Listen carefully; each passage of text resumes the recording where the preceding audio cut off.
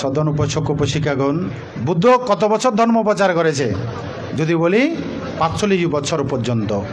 বুদ্ধ প্রথম জেতবন বিহারে ১৪তম বর্ষবাস ১ বর্ষবাস যাপন করেছেন এবং ২১তম বর্ষবাস থেকে ৪৪তম বর্ষবাস পর্যন্ত এক টানা বুদ্ধ সে জেতবন বিহার এবং পূর্বারাম বিহার, জেতবন বিহার যে একটু বান্ধব ১৯ বর্ষ বলেছিলেন, আসলে নয়, ১৮ বর্ষ জেতবন বিহারে ছিলেন, পূর্বারাম বিহারে ছিলেন ৬ বর্ষবাস, মোট ২৪ বর্ষবাস সাবস্তিতে বুদ্ধ অধিষ্ঠান করেছেন।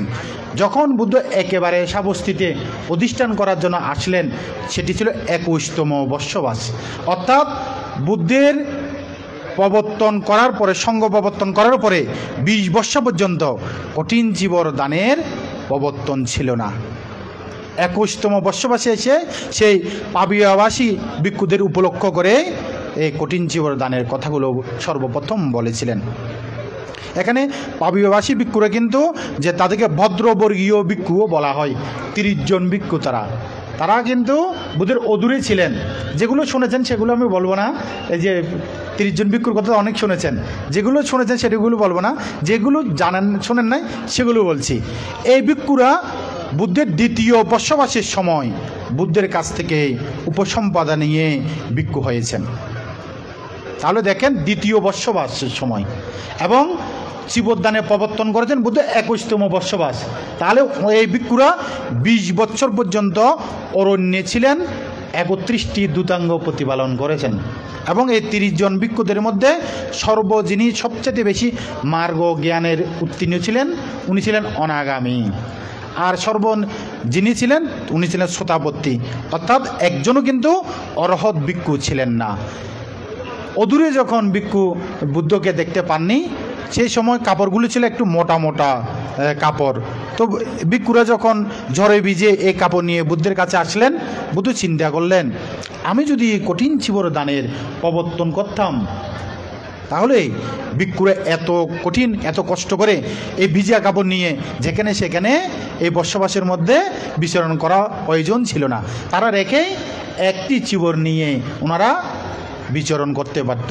কারণ যে না, কঠিন চীবর যে ভিক্ষু লাভ করবেন উনি কিন্তু বহু চীবর ব্যবহার করতে পারবেন। উনি কিন্তু একেবারে দ্বাধিক ছাড়া শুধু যেই চীবরটি অধিষ্ঠান করেছেন সেটির সাথে থাকলে হবে, আর কিছু লাগবে না। উনি অরুণোদয় করতে পারবেন, কোনো আপত্তি হবে না। এটি বুদ্ধ চিন্তা করেছেন। চিন্তা করেই আবার দ্বিতীয় চিন্তা করেছেন, যেই অতীতে বুদ্ধগণ কি কঠিন চীবর দান প্রবর্তন করেছে কিনা। এটি চিন্তা করে দেখলেন অতীত বুদ্ধগণও কঠিন চীবর দান প্রবর্তন করেছেন। এরপরেই বুদ্ধ তার প্রজ্ঞাপন করেছেন যে কঠিন চীবর দান করার জন্য। সেহেতু আপনারা জানেন, সাবস্তির মধ্যে বিশাখা কিন্তু বুদ্ধের কাছ থেকে ৮টি বর প্রার্থনা করেছিলেন। ৮টি বরের মধ্যে যে সাবস্তি যাই ভিক্ষু আসবেন তাদেরকে আহার দান করবেন। সেই ক্ষেত্রেই যখন বুদ্ধ এই প্রবর্তন করেছেন, সম্ভবত সেইবারেই বিশাখা সর্বপ্রথম সেই ভিক্ষুদেরকে কঠিন চীবর দান করেছিলেন। এরকম করে আমি শাস্ত্রে পেয়েছি।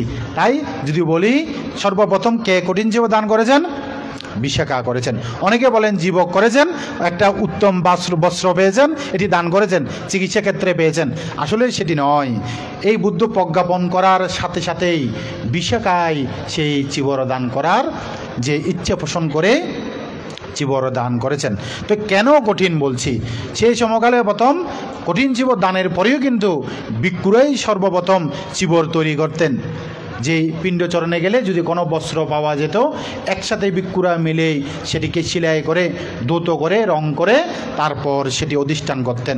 দীর্ঘ সময় লাগতো বলে যে আজকে থেকে শুরু করলে অরুণোদয়ের আগ পর্যন্ত এটি করার সময় বিধান আছে, বুদ্ধ সেটিও বলেছেন। তাই এখন বর্তমানে তো আমরা রেডিমেড চীবর পাই বলে সে কষ্টটি আমাদের করতে হয় না। তাই কেন কঠিন দেখেন, ভিক্ষুরা কিন্তু জগতের কোনো বস্তু গ্রহণ করার জন্য নিজেকে প্রস্তুত করায় না। প্রস্তুত করতে হবে না। প্রস্তুত মানে কি, আপনি আমাকে একটি সঙ্গদানে ফাং করেছেন, আর আমি সাথে সাথে রুম করে গাড়ি কল করে চলে গেলাম। আপনি দান করেছেন, আমি দানটা গ্রহণ করে চলে আসলাম। আমাকে আর কিছু করতে হয়েছে? এবং আপনার সাথে আমার কোনো যোগাযোগ আছে? আর কোনো যোগাযোগ নেই। কিন্তু কঠিন চীবর লাভ করার জন্য আমি ৩ মাস বর্ষবাস যাপন করেছি, এবং এটি আবার ফল প্রদান করার জন্য আবার আরেকটা ঋতু, অর্থাৎ বর্ষা ঋতুর পরে যে হেমন্ত ঋতু পর্যন্ত এই চিবর হস্তপাশে রাখবো, আমিও যেভাবে ফল লাভ করব দাতাগণও ফল লাভ করবেন। তাহলে দেখেন 8 মাস পর্যন্ত শুধু একটা চিবর নিয়ে ব্যস্ত আছি, একবার 3 মাস বসবাস, আর বাকি সময় শুধু ফলের জন্য এবং দাতা লাভের জন্য আশেপাশে নিয়ে নিয়ে ঘুরে ফিরে করা শুরু করেছে। তাহলে অন্য কোনো দানে কি সেটি আছে? এই জন্য উভয়জনের দাতা এবং গ্রহীতার ফল হয় বলেই কঠিন। এবং কোনো দানীয় বস্তু দেখেন, আমরা কোনো আপনি যদি দানীয় বস্তুর মধ্যে যদি একটা গাড়ি দান করেন, আমরা কি গাড়িটা সীমায় নিয়ে কি কর্মবাসা করি? কিংবা আপনি একটা ফ্রিজ দান করেছেন, ফ্রিজের দাম কত? অনেক দাম না? 30,000 টাকা হবে না? 20,000 টাকা হবে না? এই 20,000 টাকার ফ্রিজ কি কোনোদিন সীমায় গিয়ে কর্মবাসা করেছে? দেখেছেন? তাহলে আপনি বেশি দান করেও কোনোদিন কোনো বস্তু নিয়ে সীমায় ভিক্ষু সঙ্গ বসে কর্মবাসা করেনি। কিন্তু আপনি যেই পরিমাণে একটা চিবর দান করেছেন, এই চিবরটা নিয়ে ভিক্ষু সঙ্গরা সীমায় গিয়ে কর্মবাসা করেছেন। এই কারণেই কঠিন বলা হচ্ছে। এবং এখানে যারা উপস্থিত আছেন দেখবেন, আমরা যারা বুদ্ধ অঙ্গুত্তর নিকায় একটি সুন্দর প্রথম সূত্রতে একেবারে বলেছেন হে ভিক্ষুগণ, জগতে এমন রূপ দেখে না যে রূপ মুহূর্তকালে পুরুষের হৃদয় দখল করে, সেরূপ কি নারী রূপ। অর্থাৎ পুরুষের হৃদয় দখল করার জন্য সবচেয়ে মুহূর্তকালের মধ্যে কী রূপ? সেটি নারী রূপ। একজন পুরুষের হৃদয় দখল করতে পারবেন, এই রূপটি হচ্ছে নারী রূপ।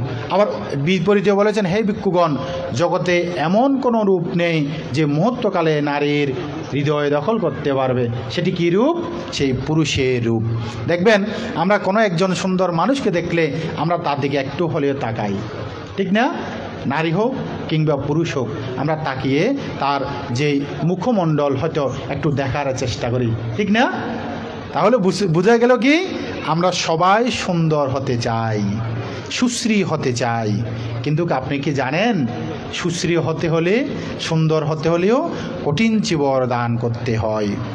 বুদ্ধের প্রতি জগতের যত লোক আছে বেশিরভাগ মানুষ প্রসন্ন থাকতেন। জগতে বুদ্ধের প্রতি প্রসন্নতা ভাগ করে বুদ্ধ বলেছেন 4 প্রকার প্রসন্ন হয় জগতের মানুষগণ। প্রথম প্রসন্ন হচ্ছে বুদ্ধের রূপে প্রসন্ন। জগতের যত মানুষ আছে তাকে যদি 3 ভাগ করা হয়, 2 ভাগ বুদ্ধের রূপে প্রসন্ন হবেন। বুদ্ধের রূপ দেখলেই যে কোনো মানুষ যেন একবার তাকিয়ে থাকতে হবে। জগতে এমন সুন্দর আর দ্বিতীয় কেউ নেই, যেই বুদ্ধের রূপ এত সুন্দর।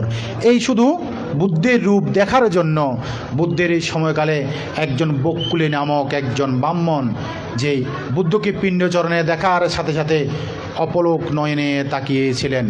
এত সুন্দর সুঠামদের অধিকারী মানুষ কি হতে পারে?